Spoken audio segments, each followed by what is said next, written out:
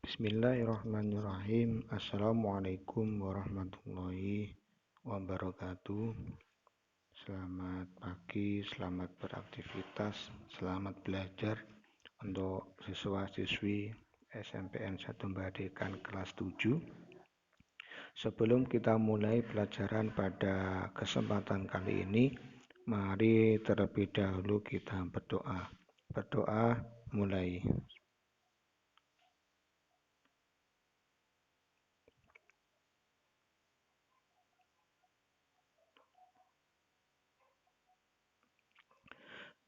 Semoga dengan doa tadi membawa keberkahan dan manfaat untuk kita semua. Amin.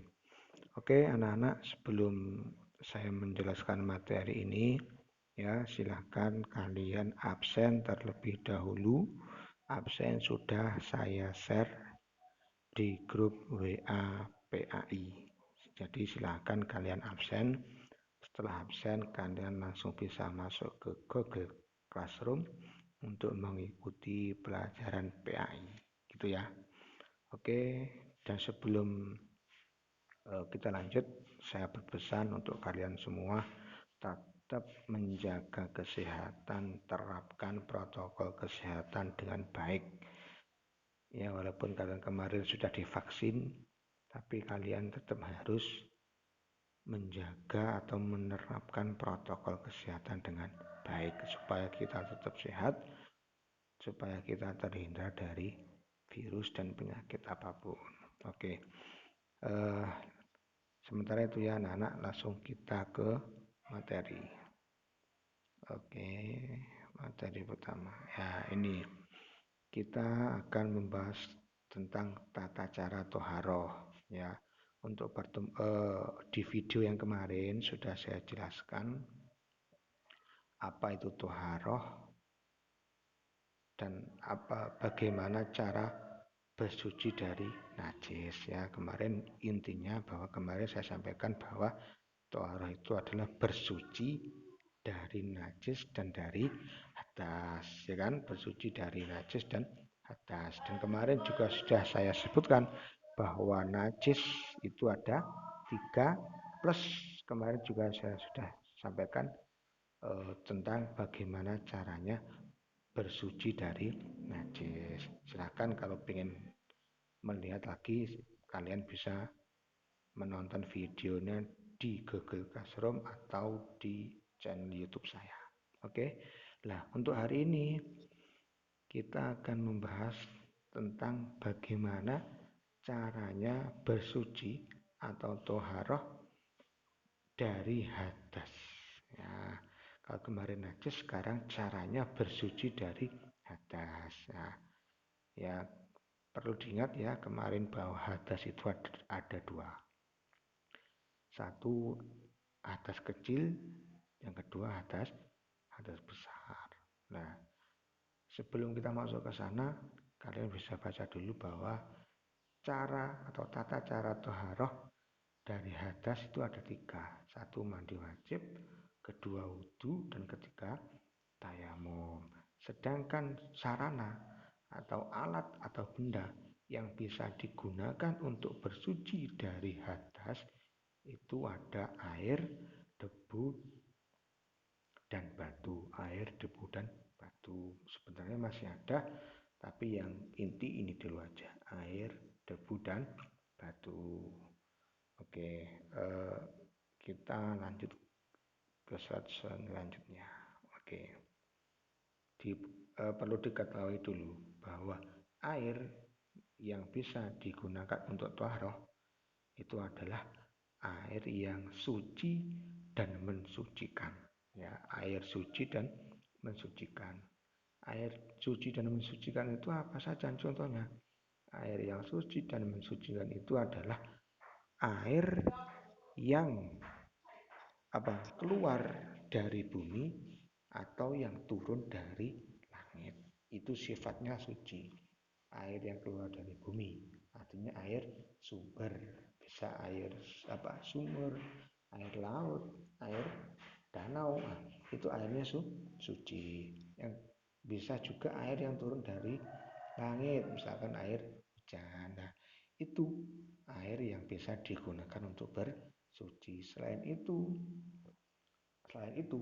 air tidak bisa digunakan untuk bersuci. Tapi apa? Masih ada air yang suci, tapi tidak mensucikan. Air yang mustakmal atau air yang mutanajis, tapi itu tidak perlu dibahas karena itu tidak bisa digunakan untuk bersuci. Cukup kita bahas satu ini aja, air yang suci dan mensucikan. Nah itu namanya apa? Contohnya air hujan atau air sumur atau air sungai dan seterusnya. Oke. Sekarang mandi wajib. Ya, mandi wajib ini adalah cara mensucikan diri dari hadas besar ya. Bisa kalian ketahui ya, kemarin di video yang kemarin saya sebutkan bahwa hadas besar itu disebabkan melalui apa? Satu, keluar mani, terus hubungan suami istri, bersentuhan antara kelamin laki-laki dan perempuan, haid, nifas. Nah itu kan kemarin sudah saya sebutkan yang menyebabkan hadas besar. Nah sekarang cara mensucikan hadas besar bagaimana? Cara mensucikannya adalah dengan mandi wajib. Ya, cara mensucikan mandi besar, cara mensucikan hadas besar itu adalah dengan mandi wajib. Nah terus bagaimana caranya mandi wajib? Nah di sini dibahas tata cara mandi wajib. Nah, caranya satu, niat. Ya, niatnya itu nawaitul husla li raf'il hadasil akbari faradal lillahi ta'ala. Itu niat pertama. Terus kedua, menghilangkan najis yang ada di tubuh.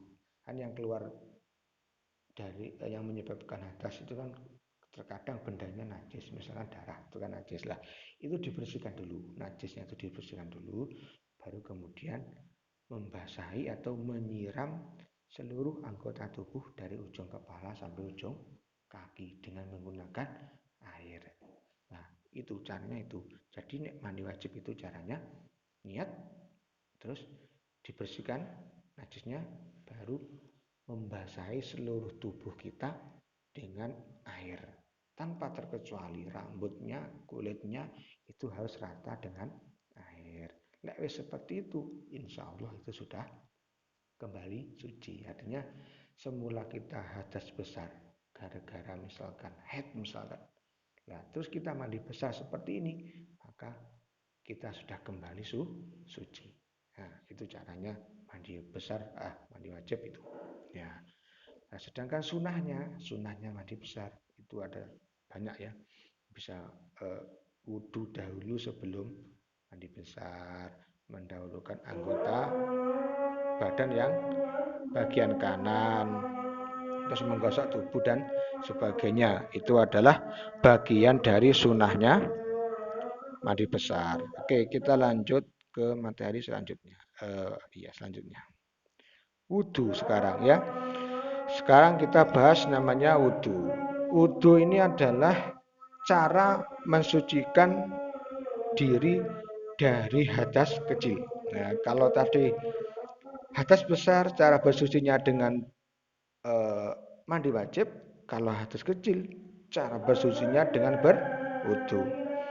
Nah, tata caranya berwudhu gimana? Nah, tata caranya berwudhu adalah satu niat. Nah, niatnya di situ disebutkan nawaitul wudu'a li raf'il hadasil asghari fardalillahi ta'ala. Terus niat baru kemudian membasuh umumnya ya saya bahas secara umumnya saja. Mencuci kedua telapak tangan, berkumur dan membersihkan lubang hidung, baru kemudian membasuh muka, membasuh kedua tangan sampai siku, mengusap kepala, terus membasuh telinga, membasuh kaki sampai mata kaki, tertib dan berdoa. Itu umumnya seperti itu. Tapi ya kalian bisa perhatikan di situ ada 3 yang saya tebalkan dan saya buat miring.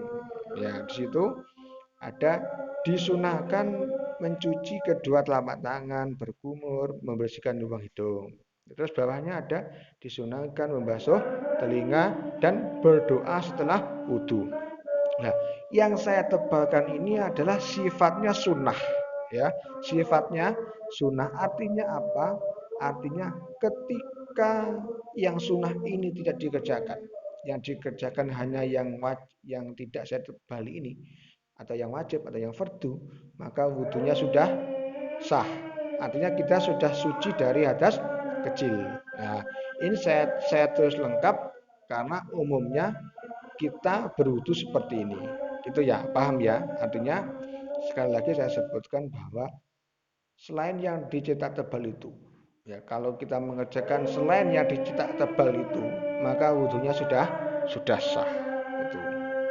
Terus kita cepat aja ya. Yang C itu tayamum.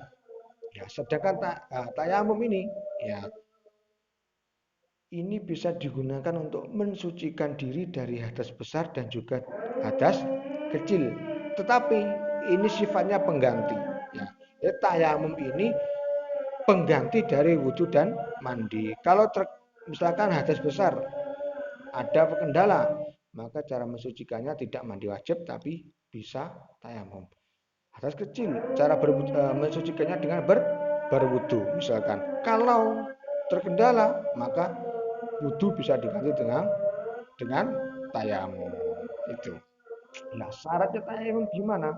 Kita boleh bertayamum sebagai ganti wudhu dan mandi apabila memenuhi syarat satu, tidak ada air dan telah berusaha mencarinya.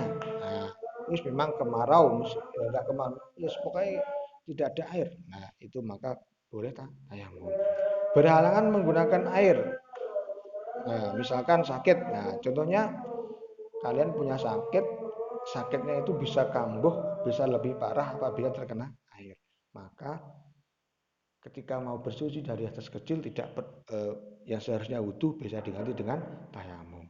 Yang terkena hadas besar yang seharusnya digunakan untuk pakai mandi wajib bisa diganti dengan tayamum juga. Nah, itu.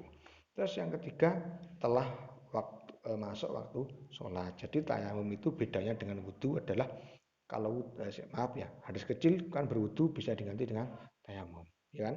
Nah, kalau wudhu itu bisa dilaksanakan bebas. Misalkan duhur jam 12, jam 11 sudah wudhu, boleh sampai jam 12 kok nggak batal, bisa langsung sholat. Tapi tayamum enggak. Tayamum boleh dilakukan apabila sudah masuk ke dalam waktunya sholat. Itu bedanya di situ. Terus tata caranya tayamum satu niatnya itu bisa dibaca nawaitu tayamuma li istibahati sholati fardalillahi ta'ala, artinya ada di bawahnya. Terus kemudian mengusap muka dengan debu debu yang suci ya. Terus yang kedua mengusap tangan kanan dengan debu sampai siku, kemudian mengusap tangan kiri juga menggunakan debu sampai siku. Wah, sementara itu ya anak-anak, saya ulangi secara inti bahwa cara bersuci yang kemarin kan tentang najis ya, begitu dengan cara bersucinya.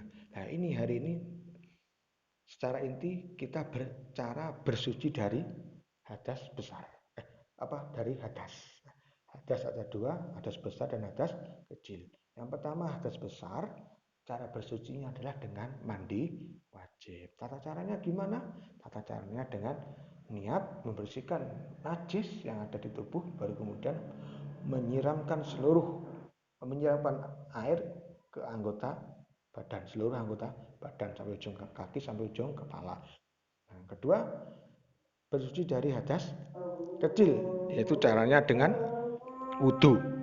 Caranya wudhu adalah dengan pertama niat membahas saya sebutkan yang rukun aja. Niat membasuh muka, membasuh kedua tangan sampai siku, mengusap kepala dan membasuh kaki yang terakhir tertib. Sedangkan yang lain itu sifatnya sunnah. Baru kemudian yang terakhir adalah tayamum.